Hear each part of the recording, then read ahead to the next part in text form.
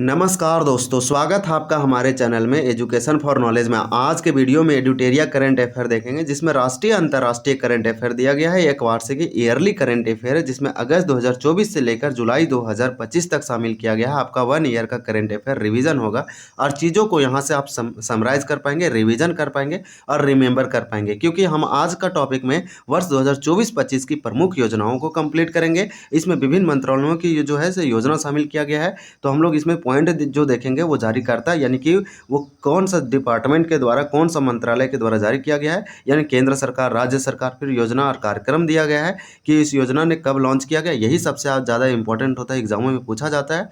और ये मुख्य बिंदु उद्देश्य दिया गया है।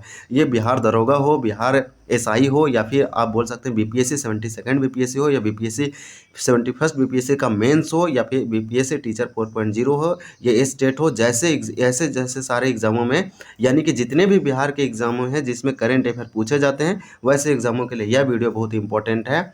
तो बीपीएससी, बीएसएससी और बिहार के सारे एग्जाम और दूसरे स्टेट के लिए भी इंपॉर्टेंट होगा।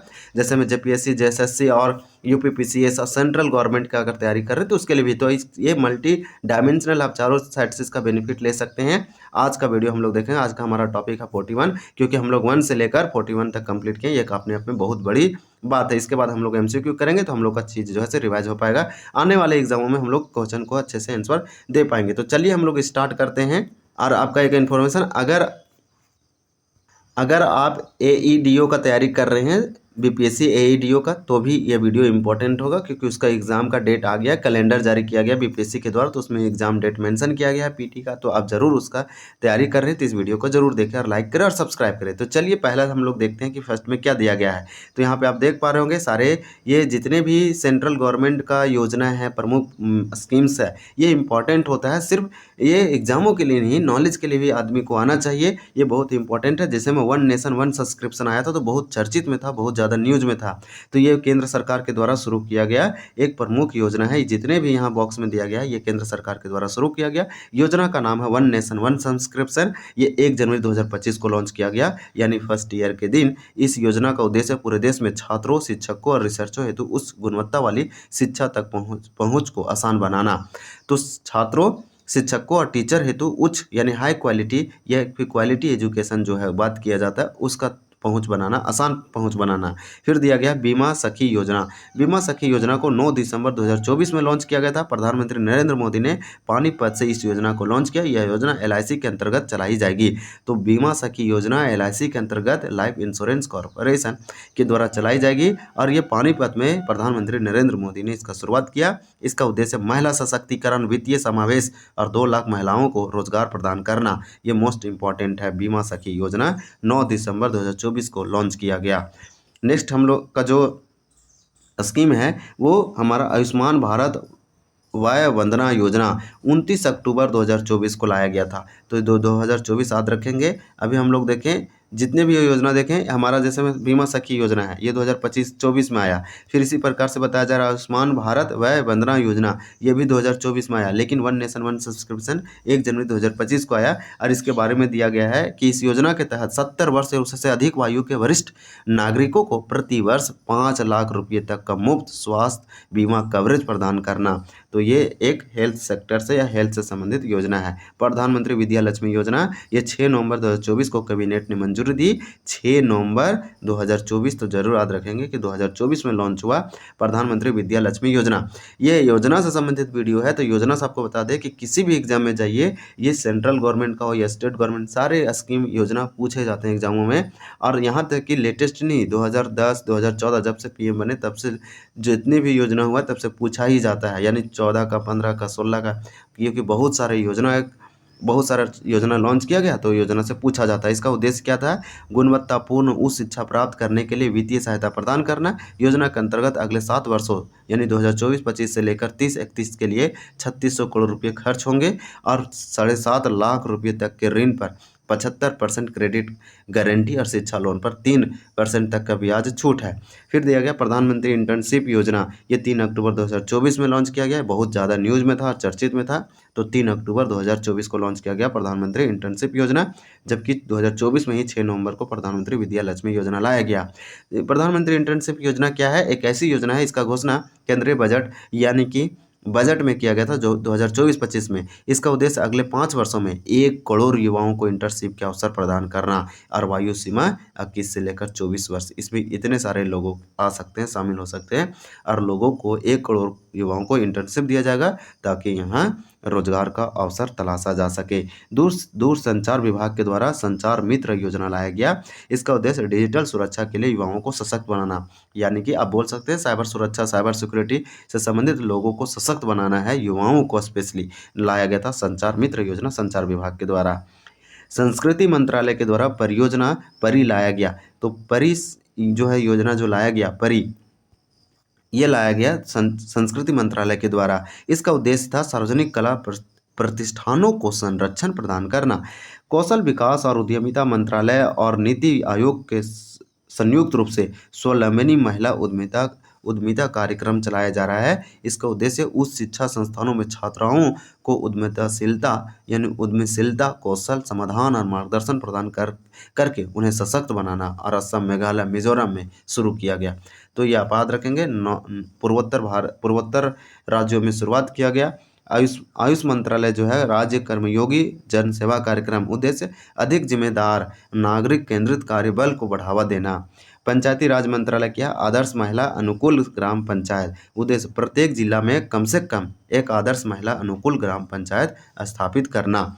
फिर भारी उद्योग मंत्रालय PME ड्राइवर सब्सिडी 1090, यानी कि आप बोल सकते हैं कि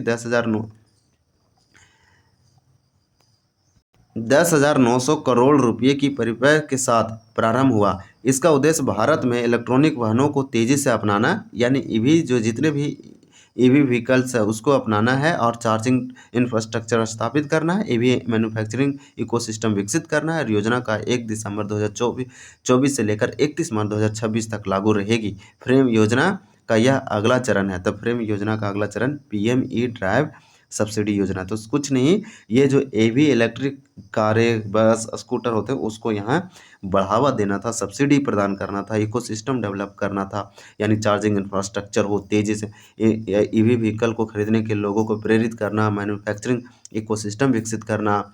इसमें और बहुत सारी चीज़ शामिल किया गया था। ये फेम योजना का अगला चरण है। ये भारी उद्योग मंत्रालय यानी हेवी इंडस्ट्री मंत्रालय के द्वारा लाया गया PME ड्राइवर सब्सिडी योजना। तो हम लोग बहुत अच्छे से सारे को कंप्लीट कर रहे हैं। गृह मंत्रालय राष्ट्रीय फॉरेंसिक अवसंरचना विकास योजना। तो ये योजना जो है से देश में राष्ट्रीय फोरेंसिक विज्ञान विश्वविद्यालय की स्थापना करना और देश में आपराधिक न्याय प्रणाली को मजबूत करने के लिए इस योजना की शुरुआत की गई। केंद्र सरकार ने इस योजना के लिए वर्ष 2024-25 से लेकर 28-29 के लिए 2,254.43 करोड़ रुपये के आवंटन किया गया। ये सहकारिता मंत्रालय के द्वारा नैनो उर्वरक सब्सिडी योजना लाया गया। इसके तहत किसानों को नैनो उर्वरक की खरीद के लिए 50% वित्तीय सहायता प्रदान की जाएगी। केंद्रीय शिक्षा मंत्रालय के द्वारा अस्मिता परियोजना लाया गया। तो देखिए इसका डिस्क्रिप्शन दिया गया है। योजना आप ये वाला नहीं याद रखते हैं तो चलेगा, लेकिन मैं भी कभी कभी पूछ लिया जाता है। लेकिन योजना और किस वर्ष लाया गया, इसका उद्देश्य क्या है, बहुत ही इंपॉर्टेंट है। तो नैनो योजना हम लोग देखें 50% वित्तीय सहायता प्रदान किया जाएगा। किसको, किसानों को। नैनो यूरिया अगर खरीदेंगे तो इसी प्रकार से दिया है। केंद्रीय शिक्षा मंत्रालय और UGC तो अस्मिता परियोजना लाया गया। नई शिक्षा नीति के तहत शिक्षा में भारतीय भाषाओं को बढ़ावा देना था। इस अगले 5 वर्षों में 22 अनुसूचित भाषाओं में 22,000 पुस्तकें प्रकाशित करना था, पब्लिश करना था। 22,000 आप याद रखेंगे, 22,000 पुस्तक पब्लिश किया जाएगा। और भारत के संविधान के 8वीं अनुसूची में जो 22 भाषा है उसमें सारे लैंग्वेज में इसको किया जाएगा। यहाँ अस्मिता का फुल फॉर्म होता है and augmenting study material in Indian language through the translation and academic writing. भारतीय कृषि अनुसंधान परिषद ये एक इसके द्वारा लॉन्च किया गया एक वैज्ञानिक एक उत्पाद योजना। तो एक साइंटिस्ट एक उत्पाद योजना। कृषि और पशुपालन के क्षेत्र में अनुसंधान को बढ़ावा देना। मत्स्य पालन विभाग के द्वारा कृत्रिम चट्टान परियोजना। तो कृत्रिम चट्टान परियोजना मछली उत्पादन को बढ़ावा देने के लिए कृत्रिम चट्टान इकाइयों को तैनात करना था। शिक्षा मंत्रालय प्रेरणा कार्यक्रम लाया गया। 9वीं से 12वीं कक्षा के छात्रों को प्रेरणादायक और अनुभवात्मक शिक्षा प्रदान करना इसका मेन लक्ष्य था, उद्देश्य था। तो बहुत ही इंपॉर्टेंट था, इसमें जरूर आप याद रखेंगे। जैसे मैं आप याद रखेंगे कि नैनो यूरिया सब्सिडी 50% किसानों को सहायता प्रदान किया जाएगा। जो नैनो यूरिया परचेज करेंगे, उर्वरक परचेज करेंगे, ये सहकारिता मंत्रालय के द्वारा आता है। अस्मिता योजना कुछ नहीं, ये शिक्षा से संबंधित है। इसमें 22,000 पुस्तक प्रकाशित करना है और वो संविधान के अगले 5 वर्षों में, यानी कि जितने भी 22वीं अनुसूची में भाषाएं जो शामिल है, तो इसी प्रकार से दिया गया है। ये नई शिक्षा नीति के तहत बताया गया था। और यहाँ पे एक वैज्ञानिक एक उत्पाद जो है से पशुपालन अनुसंधान को बढ़ावा देने के लिए। तो ये सब सारे जो है से इसमें इतना ही था। अब हमारा नेक्स्ट टॉपिक है उसको अगले पार्ट में देखेंगे, अगले वीडियो में। तो यहाँ से हम लोग ये सीख पाएँ कि कुछ कुछ योजना जो ज़्यादा इंपॉर्टेंट हमें जैसे याद रखना है, वन नेशन वन सब्सक्रिप्शन 2025 1 जनवरी, इसको आप याद रखेंगे। ये कुछ नहीं, पूरे देश में छात्र, शिक्षक और रिसर्च को उच्च गुणवत्ता वाली शिक्षा तक पहुँच को आसान बनाना था। सिंपल। बीमा सखी योजना, ये प्रधानमंत्री नरेंद्र मोदी को सोनीपत में लॉन्च किया गया। ये एलआईसी द्वारा इसका संचालन किया जाएगा और 8-9 दिसंबर 2024 को। आयुष्मान भारत वय वंदना योजना, जो वय वंदना योजना है 29 अक्टूबर 2024 को लाया गया। 70 वर्ष से उससे अधिक आयु के वरिष्ठ नागरिकों को प्रति वर्ष 5 लाख रुपये तक का मुफ्त स्वास्थ्य बीमा प्रदान किया जाएगा। तो एक बहुत बड़ी योजना है। तो ये वाला कम से कम आप टॉप वाला ऊपर वाला याद रख सकते हैं। ये बहुत इंपॉर्टेंट है। हालांकि आपको तो सारे याद रखना चाहिए और चीज़ों को याद रखने का एक ही तरीका है, ईजी है, कि आप पढ़ें कम लेकिन रिवाइज अधिक करें। पढ़े हुए चीज़ों को जितना रिवाइज करेंगे तो वो आपको लॉन्ग टाइम या लाइफ टाइम के लिए बन सकता है। तो आप जब भी चीज़ों को रिवाइज करेंगे तो रिवाइज करने का एक हैबिट हो जाएगा, तो ये चीज़ आसानी से याद हो जाएंगे। और जब भी आप कभी इसको देखेंगे तो तेज़ी से आपको रिकॉल हो जाएगा, रिकवर हो जाएगा, याद हो जाएगा। तो बहुत इंपॉर्टेंट है। चलिए मिलते हैं अगले टॉपिक में, अगले वीडियो के साथ। तब तक के लिए धन्यवाद। जय हिंद।